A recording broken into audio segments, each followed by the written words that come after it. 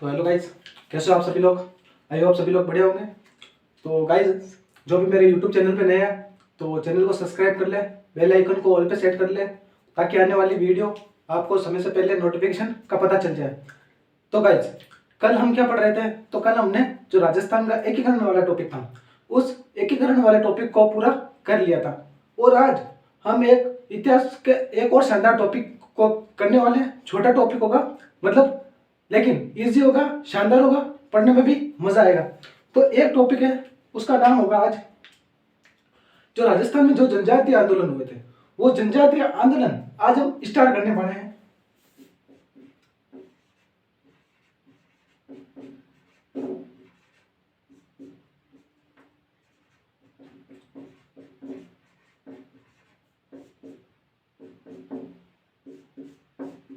जनजातीय आंदोलन पढ़ेंगे, ठीक है।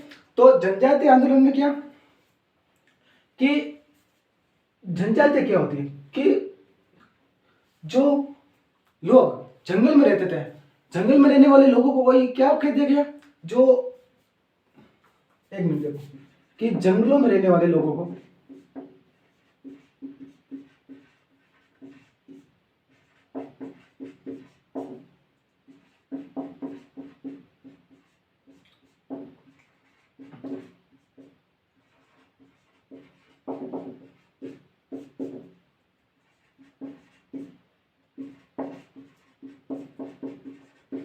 कि जो लोग जंगल में रहते थे उन्हीं लोगों को क्या कह दिया गया, जनजाति कह दिया गया, ठीक है। ये जंगलों में रहते थे, इनका जो कार्य ये पूरी तरह किस पर डिपेंड होते थे, जंगलों पर डिपेंड होते थे, ठीक है। और ये जो जनजातीय आंदोलन है यह मुख्यतः किया था भीलों ने, ठीक है। तो मुख्यतः किसने किया था, किस जनजाति ने किया था, तो भील जनजाति ने।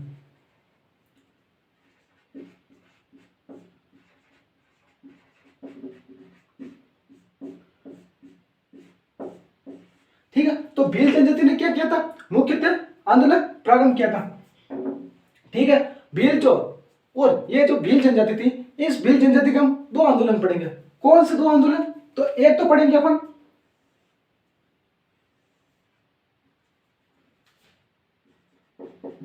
भगत आंदोलन और एक पढ़ेंगे हम एकी आंदोलन।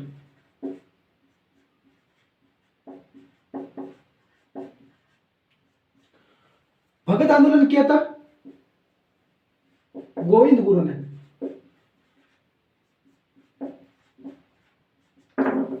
और एकी आंदोलन किया था मोतीलाल तेजावत।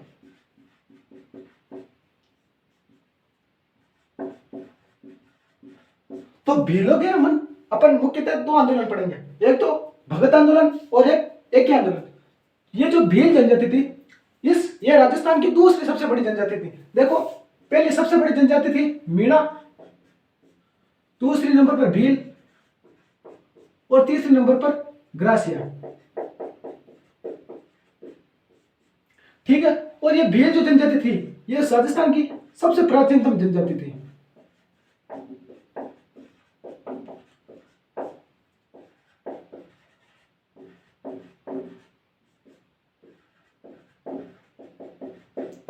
ठीक है, तो राजस्थान की सबसे प्राचीनतम जनजाति भील जनजाति थी। कौन कौन से दो आंदोलन पढ़ेंगे, भगत आंदोलन और एकी आंदोलन। भगत आंदोलन किसने चलाया, गोविंद गुरु ने, और एकी आंदोलन मोतीलाल तेजावत ने। सबसे पहले बात करते हैं अपन भगत आंदोलन की। तो भगत आंदोलन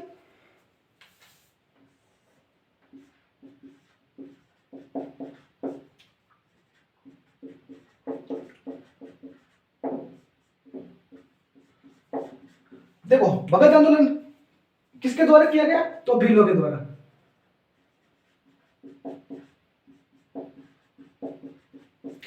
ठीक है, भीलों के द्वारा किया गया, लेकिन किस क्षेत्र में किया गया, तो उस क्षेत्र में किया गया जहां पर भील निवास करते थे। तो कौन कौन से क्षेत्रों में निवास करते थे, तो देखो, एक तो मेवाड़, एक वागड़, एक इधर है जो मध्य प्रदेश वाला टच करता हुआ भाग है मालवा, एक वो भाग कौन सा जो गुजरात में वाली रियासत थी, एक इधर, एक विजयनगर, एक इधर हाड़ौती। तो इन क्षेत्रों में क्या है कि जो भील रहती थी वो क्या करती थी, विशेषकर निवास करती थी। फिर बात आती है कि आंदोलन के कारण क्या थे, कि ये आंदोलन क्यों किए गए थे। इन कारणों के बारे में भी अगर हम बात करें तो इसको मिटाता हूं।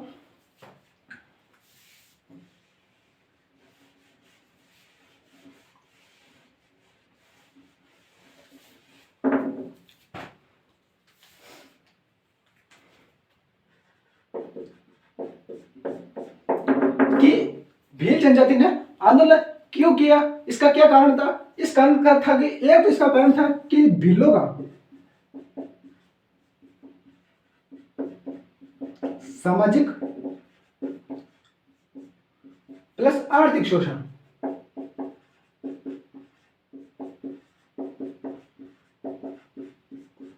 ठीक है, सामाजिक और आर्थिक शोषण।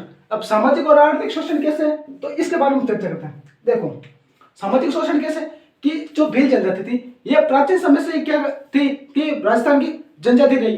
ठीक है, जो महाराणा जो मेवाड़ के महाराणा हुए थे, ठीक है, महाराणा प्रताप, उनके टाइम में एक भीलों ने क्या किया गया कि महत्वपूर्ण भूमिका निभाई थी। कौन से युद्ध में, हल्दीघाटी युद्ध में। तो इन भीलों ने, ये भील क्या थे, प्राचीनतम जनजाति थी, और इन्होंने क्या निभाई कि जो हल्दीघाटी युद्ध हुआ था,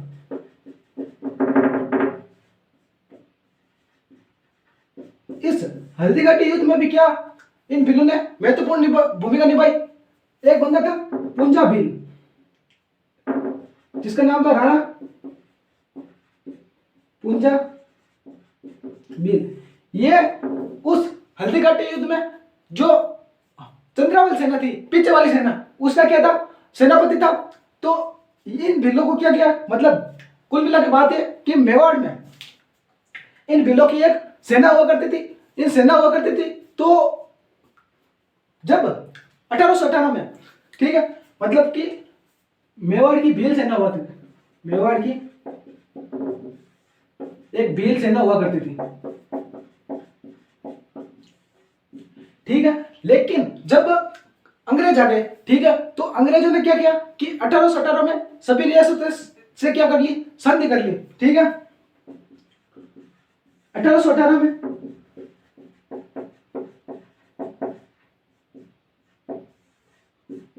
अंग्रेजों ने क्या की, संधि की।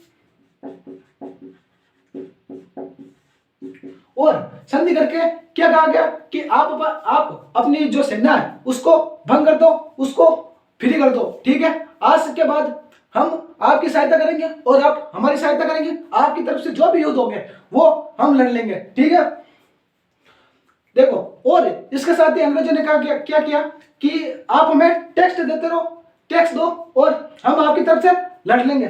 ठीक है, तो संधि हो गई। तो संधि होने के कारण जो भील सेना थी वो भील सेना क्या हो गई, समाप्त हो गई।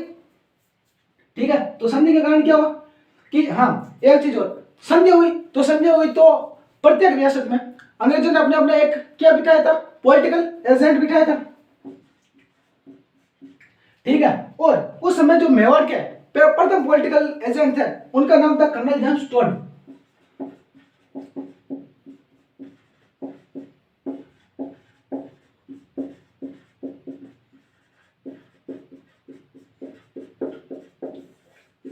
ठीक है, तो इस कर्नल जेम्स टोड को क्या बनाया गया, प्रथम पॉलिटिकल एजेंट बनाया गया। ठीक है, तो कर्नल जेम्स टोड ने क्या किया कि जो भील थे,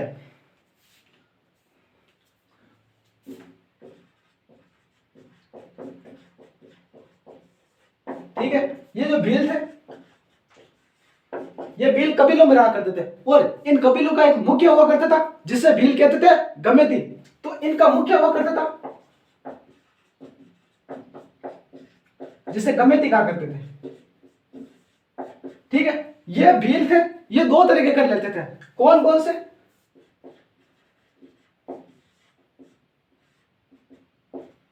एक तो बोला ही कर और एक रखवाली कर।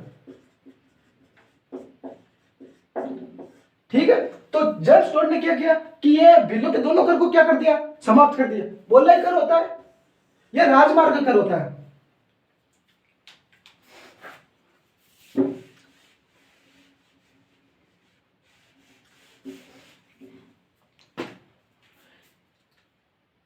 ये जो वलय कर होता ये राजमार्ग कर था, और ये रखवाली कर ये सुरक्षात्मक कर था कि जो सेना में लेते थे वो कर तो सुरक्षा करता। ठीक है, तो कर्नल जेम्स टोड ने क्या किया कि इन दोनों करों को समाप्त कर दिया। राजमार्ग कर मतलब जो भी उस क्षेत्र से होकर गुजरता उसको क्या देना पड़ता, टैक्स देना पड़ता। मतलब कि आज का मान लो टोल टैक्स, आज अपन गुजरा करा तो टोल में टोल टैक्स देना पड़े, तो ब्याह नहीं बीस टाइम कहीं होके ढीला पे किसा कर लिया होता, बोला ही कर लिया होता, राजमार्ग कर लिया होता। ठीक है, तो इस तरह क्या हुआ कि जो करते हैं वो समाप्त कर दिए। फिर कर्नल जेम्स टोड ने फिर एक चीज और की कि जो भील थे ये वनों पर आश्रित थे।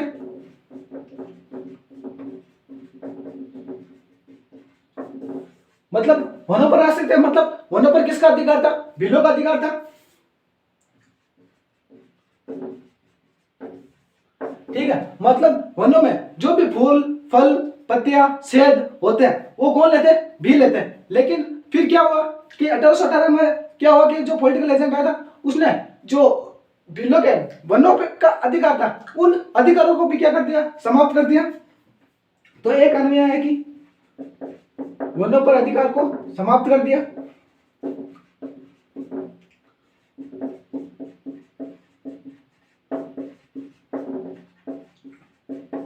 ठीक है, कि एक कारण क्या है कि दो तरह के कर लेते थे, उन दोनों करों को क्या कर दिया गया, समाप्त कर दिया गया। वनों पर जो अधिकार था उन अधिकारों को समाप्त कर दिया गया। और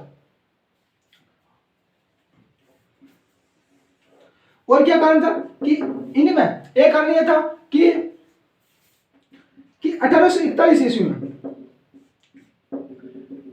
ठीक है, इन जब बोलाई कर को रखवाली कर को समाप्त किया गया, वनों पर अधिकार को समाप्त किया गया, तो भीलों में क्या बढ़ा, आक्रोश बढ़ा।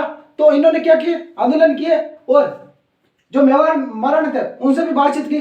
तो क्या हुआ कि 1841 में इन भीलों से बचाव के लिए अंग्रेजों ने एक क्या बना दी, बटालियन बना दी जिसका नाम था मेवाड़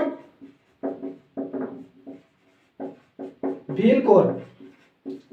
तो मेवाड़ भील कोर एक बटालियन बना दी किससे बचाव के लिए, भीलों से बचाव के लिए। और इस जो मेवाड़ भील कोर है इसका खर्चा कितना था, तो 95,000 रुपया खर्चा।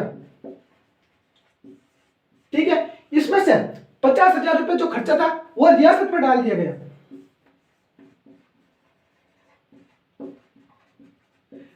बोला गया कि 50,000 खर्चा कौन देगा, वो देगी रियासत। और रियासत ने ये 50,000 खर्चा देगी तो रियासत के लिए क्या बढ़ गया, खर्चा बढ़ गया। तो रियासत ने यह खर्चा किस पे डाल दिया, भीलों पे डाल दिया। ठीक है, तो भील किसके चंगुल में बसने लगे, साहूकारों के चंगुल में। और ये जो कर था ये कर नकद में दिया जाता था। तो ये किस में पड़े, भील साहूकारों के चंगुल में फंसने लगे। इसलिए भी इसका क्या हुआ कारण, ये भी एक इसका क्या था, कारण था प्रमुख। ठीक है, और क्या कारण हो सकते हैं तो उसके बारे में चर्चा करते हैं। कि देखो सामाजिक और आर्थिक कारण के बारे में पढ़ रहे हैं। सामाजिक कारण तो ये कि जो 1818 में अंग्रेज है, कौन सा, पॉलिटिकल एजेंट। पहली क्या थी कि मेवाड़ के जो भील सेना थी उस भील सेना को क्या कर दिया गया, स्वरूप सिंह ने समाप्त कर दिया। ठीक है, इसलिए भील क्या हो गए, बेरोजगार हो गए। तो क्या हुआ कि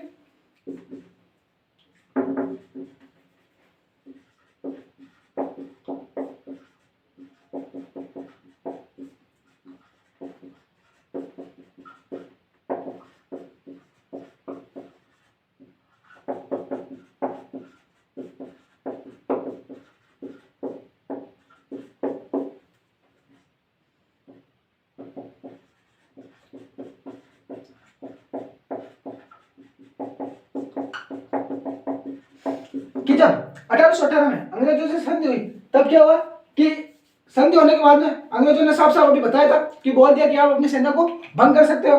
तो मेवाड़ महाराणा स्वरूप सिंह थे, उन्होंने क्या किया कि जो भील सेना थी उस भील सेना को क्या कर दिया, भंग कर दिया। इसलिए भील क्या हो गए, बेरोजगार हो गए। तो ये भी एक इसका प्रमुख कारण था। फिर एक कारण मैंने बताया कि करों को, इन दोनों के जो कर थे उन करों को समाप्त कर दिया गया, वनों पर अधिकारों को समाप्त कर दिया गया। ठीक है, और आर्थिक कारण ये हो गया कि मेवाड़ बेलकौर की स्थापना की किसके लिए? भीलों से बचाव के लिए, जिसका खर्चा कितना था? 95,000, जिसमें से 50,000 जो खर्चा था वो रियासत पे डाल दिया गया और बाकी खर्चा था वो अंग्रेजों ने खुद के दम पर, ठीक है। और इस खर्चा 50,000 खर्चा बढ़ा तो रियासत ने यह खर्चा किस पे डाल दिया? जो जनजाति थी उन जनजाति पे डाल दिया। इस कारण भी भील क्या थे? आक्रोशित थे। अब पढ़ते थोड़े आगे।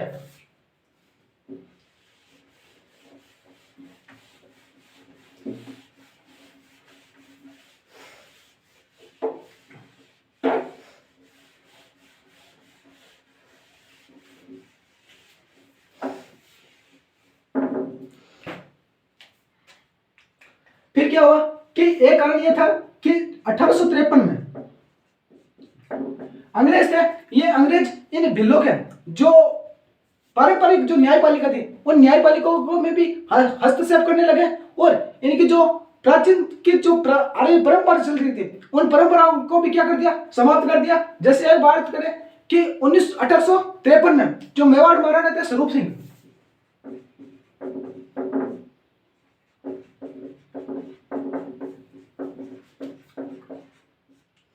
स्वरूप सिंह, इन्होंने क्या किया कि एक प्रथा होती है डाकण प्रथा,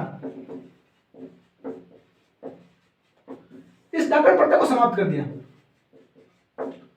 डाकण प्रथा क्या होती है? जैसे भीलों में कोई बच्चा बीमार हो जाता है तो कोई बूढ़ी महिला होती है तो उस बूढ़ी महिला को क्या कर देते हैं? डाकण घोषित कर देते हैं और उसको गांव के बाहर ले जाकर छोड़ देते हैं, गांव के अंदर नहीं आने देते। जबकि ये तो एक कुप्रथा है, ये नहीं होनी चाहिए, लेकिन उस वक्त क्या थी कि ये एक प्रथा थी, प्रचलित थी। तो ये जो भीलों की प्राचीन परंपरा थी उसको क्या कर दिया? समाप्त कर दिया। इसलिए भी भील क्या हो गए? और आक्रोशित हो गए। फिर एक कारण क्या था? फिर एक कारण यह भी था कि एक पौधा आता है महुआ, ठीक है। इस महुए के पौधे की भील क्या बनाते थे? शराब बनाते थे और उस शराब को पीते थे। तो अंग्रेजों ने क्या किया कि इस जो महुए के पौधे की जो शराब थी उस शराब को बंद करवा दिया, ठीक है। तो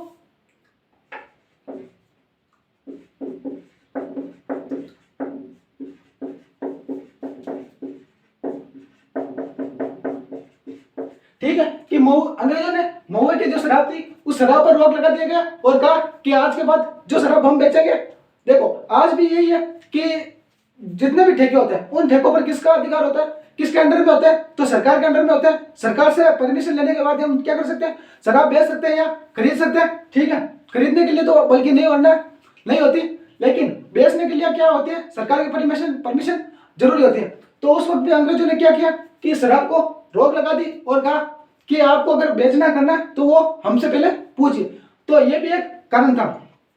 फिर एक क्या हुआ कि ये भील तंबाकू की खेती करते थे, तंबाकू और अफीम की खेती करते थे। तो इन खेती पर भी क्या लगा दिया गया? मतलब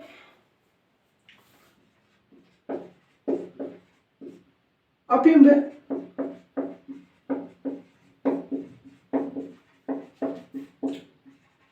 ठीक है कि अफीम में तंबाकू की खेती करते थे। तो इससे जो उपजा होती उनको बेचना खरीदना भी तो पड़ता। तो अंग्रेजों ने इनके खरीद बिक्री पर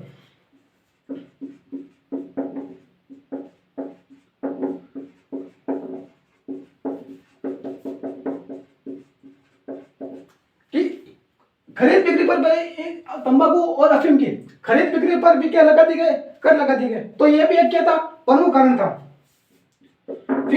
फिर देखो कि अंग्रेज एक स्थानांतरित कृषि करते थे, सॉरी भील थे वो एक स्थानांतरित कृषि करते थे जिसे हम वालेरा कहते हैं। वो हम जब जनजाति पढ़ेंगे उसमें मैं अच्छे से बताऊंगा, ठीक है। कि जो भील थे वो स्थानांतरित कृषि करते थे, वालेरा कृषि। उस कृषि को भी क्या कर दिया इन्होंने? बंद कर दिया और कहा कि आपको एक जगह रहकर क्या करनी होगी? कृषि करनी होगी। तो स्थानांतरित कृषि को क्या कर दिया?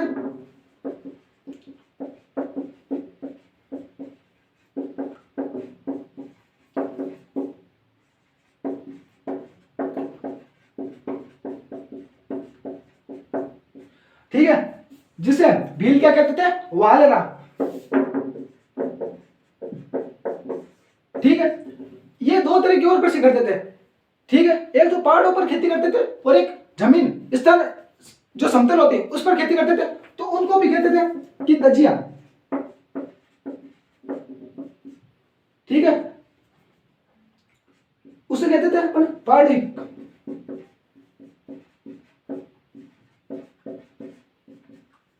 ठीक है, तो इनके ऊपर भी क्या लगा दिए गए, प्रतिबंध लगा दिए गए। थोड़ी सा ही भर लेता हूं।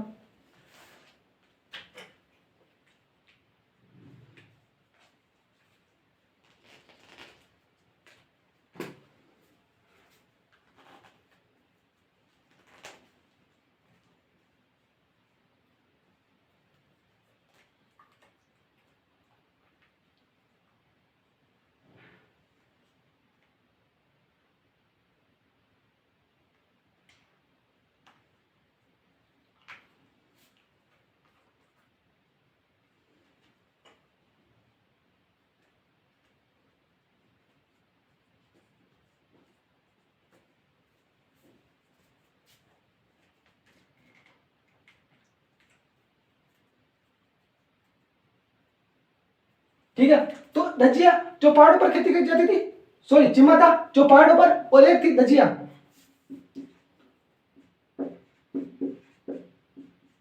जो समतल में की जाती थी।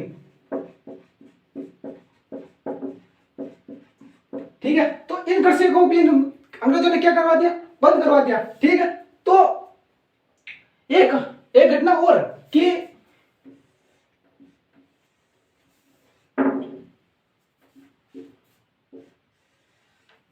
कि 1881 में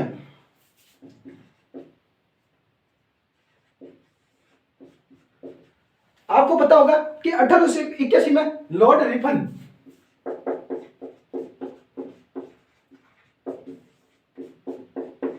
पहली बार जनगणना,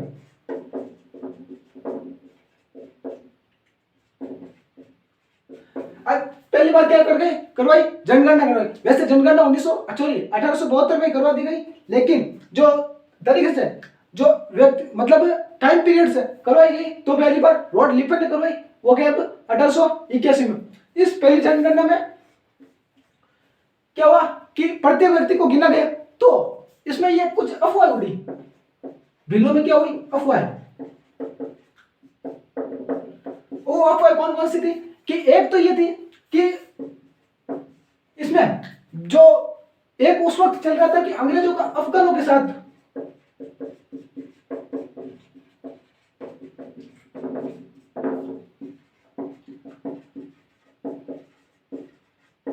कि जो उस वक्त क्या चल रहा था कि अंग्रेजों का जो अफगानिस्तान थे उनसे क्या चल रहा था, युद्ध चल रहा था। तो एक अफवाह तो ये उड़ी कि जो जनगणना करके गंगे और जो क्या कहते हैं कि जो वो क्या कहते हैं उनको जवान होंगे, उन जवानों को क्या करेंगे कि युद्ध में भेजेंगे। तो एक अफवाह तो ये उड़ी कि जो जवान लोग होंगे उनको युद्ध में भेजेंगे। एक अफवाह ये उड़ी कि प्रत्येक व्यक्ति से कर लिया जाएगा। ठीक है, तो एक अफवाह ये उड़ी। एक अफवाह ये थी कि सभी को गिनकर फिर उनको जो मोटा है उसको मोटी बीवी और जो पतला है उसको पतली बीवी देंगे। मतलब मोटे से शादी मोटी से और पतला की शादी पतली से होगा। तो ये कुछ अफवाह उड़ी। ठीक है, ये बात भी उसी वक्त की थी। ठीक है, अब बात करते हैं कि गुरु गोविंद सिंह के बारे में, कि गुरु गोविंद सिंह सॉरी गुरु गोविंद गिर थे, उनके बारे में बात करते हैं कि उन्होंने इस आंदोलन में अपनी क्या भूमिका निभाई।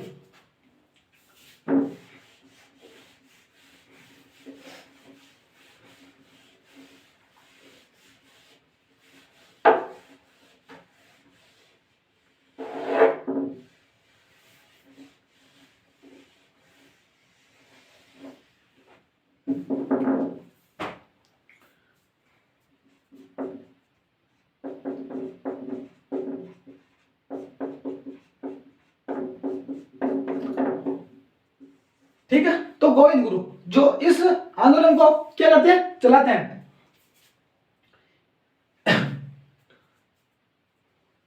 देखो गोविंद गुरु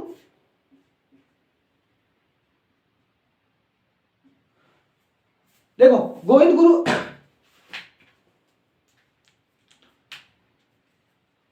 देखो कि परिवार में होता है।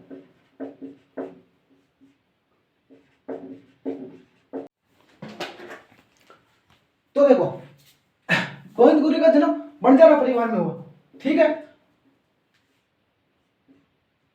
किस जगह हुआ? तो गांव का नाम था वेदसा। ये वेदसा कहां पड़ता है? तो ये पड़ता है डूंगरपुर में।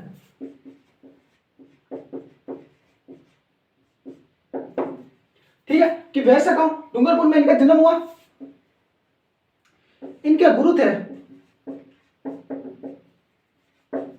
राजगिरी। इनके गुरु कौन थे? राजगिरी जी इनके गुरु थे, ठीक है। तो देखो कि समय से पहले इनके माता पिता की मृत्यु हो गई, इनकी पत्नी की मृत्यु हो गई। इनके कारण इस कारण क्या हुआ कि इन्होंने राजगिरी से दीक्षा लेकर, ठीक है, क्या किया कि वेदसा में धुनी स्थापित की, ठीक है, कि वेदसा में क्या स्थापित की? धुनी। धुनी का मतलब क्या है कि आगे वो चौकोर मनार और यज्ञ यज्ञ मान क्या करे, यज्ञ करे कराने भी मायना वो फिर साबु मनार भी मायना आग जला, तो फिर काय क्या करे? धुनी। तो घट स्थापित करी वेदसा में, ठीक है। और गुरु गोविंद सिंह ने, सॉरी गोविंद गुरु ने जिका भी मान था बिन क्या होता आपा भगत, ठीक है, ठीक है। इनको जो मानने वाले थे वाले या कह सकते अनुनय, उनको भगत कहते थे, ठीक है। तो क्या कहते थे? भगत कहते थे, ठीक है। ये जो गोविंद गुरु थे, ये जो अपन के दयाराम सरस्वती हैं उनके उनसे क्या थे? प्रेरित थे। तो ये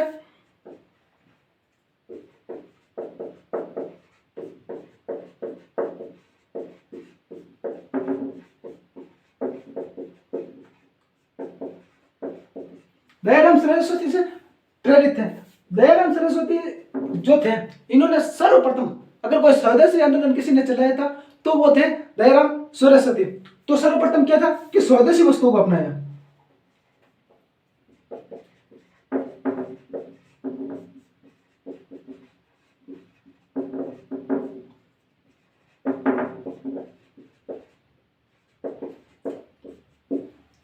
तो स्वदेशी वस्तुओं को अपनाया तो जाहिर सी बात है गुरु गोविंद जो गोविंद गुरु है वो दयाराम सरस्वती से प्रेरित थे।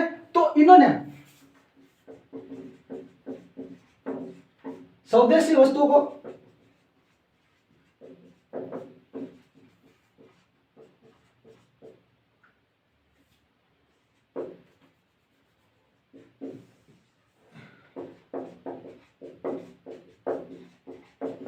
कि इनके जो भगत थे, जो भील थे वो क्या उन्होंने उनको क्या कहा कि आप स्वदेशी वस्तुओं को ही अपनाएंगे। फिर इन्होंने एक काम और किया कि क्या काम किया कि जो आदिवासी लोग थे वो किसी कारणवश धर्म परिवर्तन कर चुके थे। तो उन आदिवासियों को हिंदू धर्म में वापस लाने के लिए इन्होंने एक पंथ की स्थापना की। उस पंथ का नाम रखा गया भगत पंथ, ठीक है। कि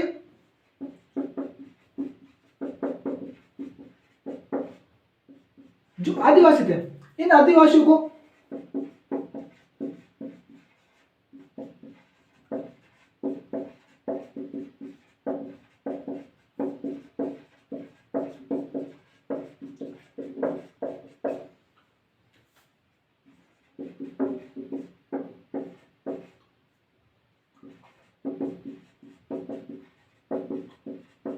ठीक है कि आदिवासियों को हिंदू धर्म में बनाए रखने के लिए किसकी स्थापना की? तो भगत पंथ की स्थापना की। जो आदिवासी किसी कारणवश धर्म परिवर्तन कर चुके थे उन आदिवासियों को वापस किसमें? हिंदू धर्म में लाने के लिए भगत पंथ की स्थापना की गई। फिर क्या हुआ देखो इनके जो अनुयायी थे वो क्या कहलाए? भगत कहलाए। इसलिए कि कौन सा पंथ? भगत पंथ, ठीक है।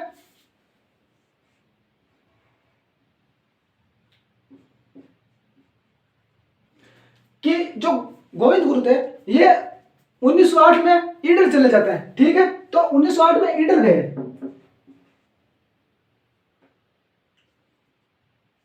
लेकिन रुको उससे पहले एक चीज और कि 1883 में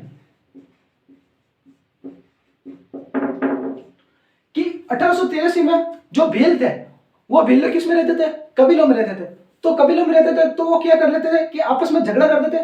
तो गोविंद गुरु ने क्या किया कि उन भीलों को कि आपसी एकता को बनाए रखने के लिए एक 1883 में एक सभा की स्थापना की जिसे संघ सभा कहा गया। ठीक है कि 1883 में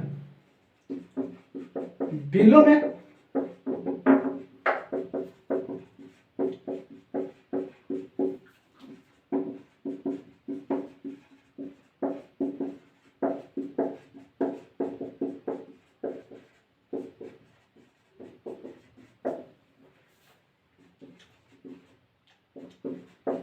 ठीक है कि 1883 में भीलों की में जो आपसी एकता होती है उस आपसी एकता को बनाए रखने के लिए किसकी संघ सभा की स्थापना की। ठीक है वैसे संघ का मतलब ही होता है प्रेम। ठीक है तो ये कब की गई संघ सभा की स्थापना? 1883 में की गई। ठीक है फिर क्या हुआ कि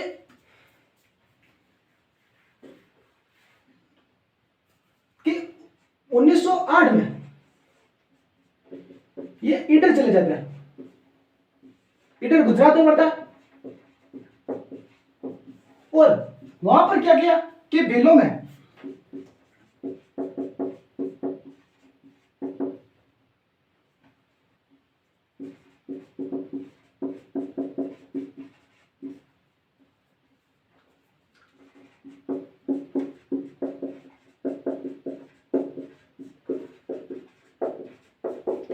कि 1908 में कहा चले जाते हैं? ईडर गुजरात चले जाते हैं और वहां पर भीलों का किया गया कि नैतिक और आध्यात्मिक उत्थान किया। नैतिक और जो आध्यात्मिक उत्थान है वो कैसे किया कि भील महुआ की शराब पीते थे तो वो दारू क्या पीते थे? अत्यधिक अवस्था में पीते थे। तो उन्होंने बोल दिया भाई साहब आज के बाद शराब बंद। तो कैसे कि शराब बंद करवा दी। ठीक है और भील चोरी डकैती क्या करते थे उनको भी बंद करवा दिया गया।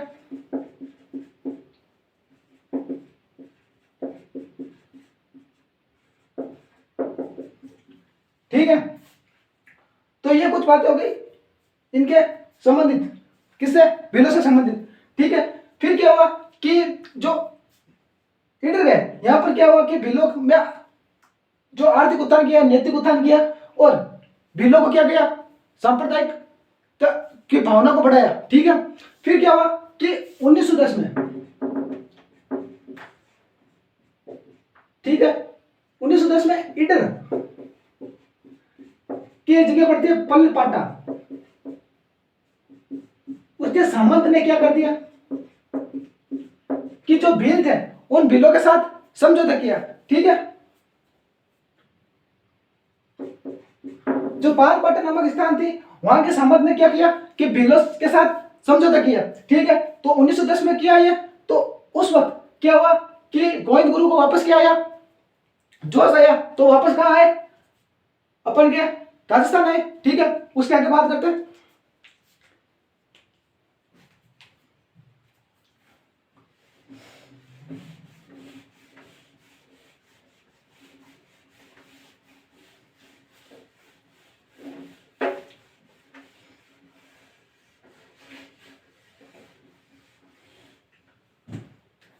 देखो अभी बताया था कि 1883 में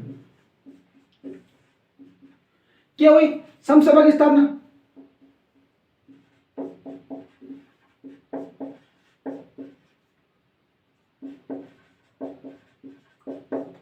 ठीक है कि 1883 में संघ सभा की स्थापना। 1903 में मानगढ़ की पहाड़ी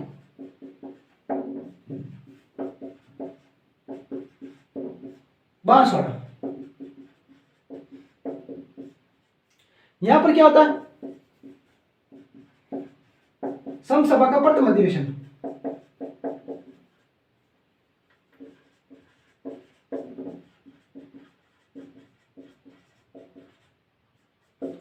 ठीक है कि 1903 में जो मानगढ़ की पहाड़ी है बांसवाड़ा वहां संघ सभा का क्या हुआ प्रथम अधिवेशन आयोजित हुआ। ठीक है, अभी बताए कि 1910 में जो गोविंद गुरु है वो वापस राजस्थान आते हैं और राजस्थान आकर 33 मांगे। ठीक है, सब सभा की ओर से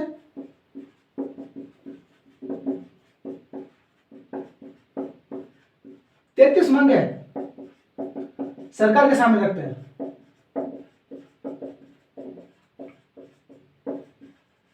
ठीक है, कि 1910 में वापस राजस्थान आए और सम सभा की ओर से क्या हुआ, 33 मांगे किसके सामने रखी, सरकार के सामने, लेकिन सरकार ने कोई ध्यान नहीं दिया।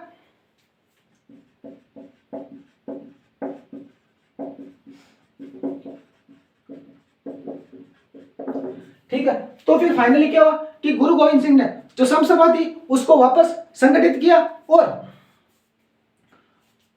10 नवंबर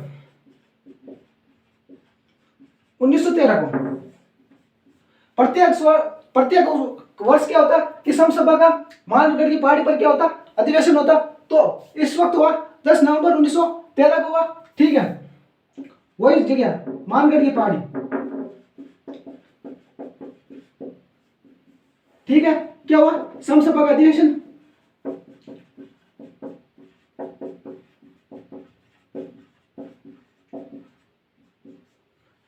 ठीक है, देखो जो भील शब्द है वो एक्चुअली व्हील से बना है। ठीक है, और इस व्हील का अर्थ होता है तीर कमान। ठीक है, तो भील हमेशा अपने पास क्या रखते थे, तीर कमान रखते थे। ठीक है, लेकिन इस दिन पता नहीं गुरु गोविंद जो गोविंद गुरु थे उनके क्या जची कि तीर कमान की जगह पर इन भीलों को क्या दे दिया, हाथ में हथियार बंदूक ये सब दे दिए और कहां चलने लगे, मालगढ़ की पहाड़ी पर। तो रास्ते में भाई साहब पूछा कि भाई आप किधर जा रहे हो, तो एक कुछ मत भील हो वो कि भाई आज तो सगलन सल्टा हुआ और भील प्रदेश बना हुआ। ठीक है, तो एक भील ने किया क्या कि सभी को मारकर क्या बनाएंगे, भील प्रदेश। ठीक है, तो जनता किसके पास गई, मेवाड़ महाराणा के पास गई और जाके बोला भाई हमारी रक्षा करो। तो मेवाड़ महाराणा का मेवाड़ के जो महाराणा थे उन्होंने कहा भाई किससे रक्षा करें, कि कहा कि भीलों से। कि भीलों से कैसी रक्षा करें, कि उन्होंने कहा कि सभी को मार के भील प्रदेश बनाएंगे। तो जो मेवाड़ के महाराणा थे वो गए किसके पास, जो अंग्रेज उस वक्त जो पॉलिटिकल एजेंट था उसके पास जाके बोला कि भाई आप हमारी रक्षा करो, आपने हमें जो संधि हुई थी उसमें कहा था कि भाई किससे रक्षा करनी है, तो भीलों से। उन्होंने अपना एक अधिवेशन रख रहा है कहां पर, मानगढ़ की पहाड़ी पर। वहां पर सभी भील मिलने वाले और मिलकर सभी को मारकर भील प्रदेश बनाने वाले हैं। ठीक है, तो उस वक्त 2 अंग्रेज अधिकारियों को भेजा गया था और उन 2 में से एक अंग्रेज अधिकारी को वहां पर मानगढ़ की पहाड़ी पर मार दिया गया था और एक अंग्रेज अधिकारी था वो कैसे भी कर कुरा के बचकर आया और आकर कहा कि भील तो ऊपर सभी के सभी पागल हुए हैं, सभी के हाथ में हथियार से। तो उस वक्त मेवाड़ भील कोड में, ठीक है, कि इस दिन क्या हुआ कि जो मेवाड़ भील कोड गई फिर,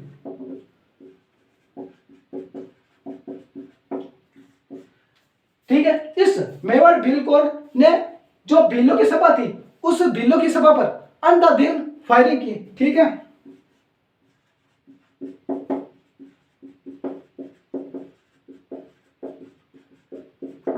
ठीक है, और इस फायरिंग के दौरान 1500 भील शहीद हुए।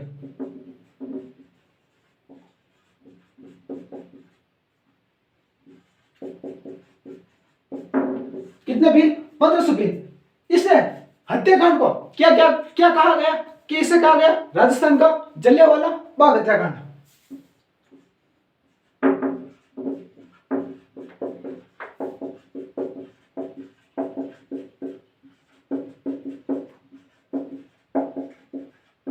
तो पूछ ले कि राजस्थान का जलियांवाला बाग हत्याकांड किसे कहते हैं, तो मानगढ़ पहाड़ी का हत्याकांड उसे राजस्थान का जलियांवाला बाग हत्याकांड कहते हैं। कितने भील शहीद हुए, 1500 भील शहीद हुए। कब होता है, 10 नवंबर 1913 को होता है। ठीक है, और क्या कि जो गोविंद गुरु थे उन गोविंद गुरु को क्या कर लिया गया, गिरफ्तार कर लिया गया।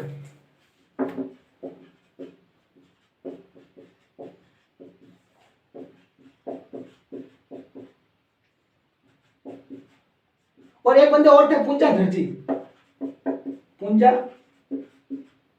धीरजी, इनको भी क्या कर लिया गया, गिरफ्तार कर लिया गया और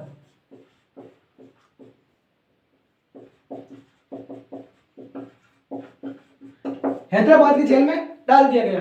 फिर भाई पूछा मेवाड़ पीएल कोर्ट ने कि इनका क्या करना है, तो इनका तो अंग्रेजों ने कहा फांसी लगा दो। ठीक है, तो भाई किसी ने समझदार ने कहा भाई देखो फांसी मत लगो, आ गए भील पहले से ही क्या हुआ है, आक्रोशित हुए, अगर आपने गोविंद गुरु को फांसी लगा दी तो फिर बाद में नहीं पता नहीं क्या होगा। तो कहा कि कोई ना उनको 20 साल की सजा सुना दो। तो कितने साल की सजा सुनाई, 20 साल की सजा सुनाई। फिर क्या हुआ कि फाइनली इनका जो जेल थी उस जेल में इनका व्यवहार अच्छा था, तो 7 वर्षों के बाद में गोविंद गुरु को वापस छोड़ दिया गया। लेकिन एक शर्त रखी कि हम आपको वापस तो छोड़ दें, लेकिन आपको लिख के देना होगा कि आप बाहर निकलकर वापस ऐसा काम नहीं करेंगे, किसी सभा का गठन नहीं करेंगे, कोई आंदोलन में भाग नहीं लेंगे। तो इन्होंने कहा कि ठीक है फाइनली बाहर तो निकलो, कम से कम बाहर की जिंदगी तो जिएंगे। तो उसके बाद में इन्होंने ये चीजें बंद कर दी। ठीक है, गोविंद गुरु थे ये अहिंसात्मक, जो हिंसा नहीं करने वाले थे, अहिंसात्मक के क्या थे, प्रचारक थे।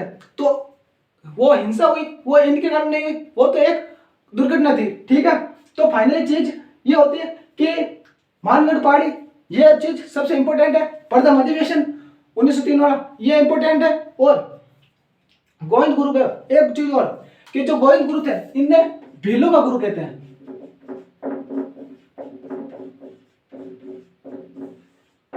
ठीक है, तो मानगढ़ पहाड़ी का हत्याकांड, राजस्थान का जलियांवाला बाग हत्याकांड, लेकिन ये जो हत्याकांड था ये जो भारत का जलियांवाला हत्याकांड था उससे 6 वर्ष पहले हुआ था। लेकिन इसकी जानकारी जब भारत आजाद हुआ था उसके बाद में इसकी जानकारी मिली, इसलिए इसे राजस्थान का जलियांवाला बाग हत्याकांड का। जबकि जलियांवाला बाग हत्याकांड ओरिजिनल में तो 1919 में हुआ था। ठीक है, तो आज के लिए इतना ही, बाकी हम कल पढ़ेंगे। जब तक के लिए थैंक यू, धन्यवाद, जय हिंद।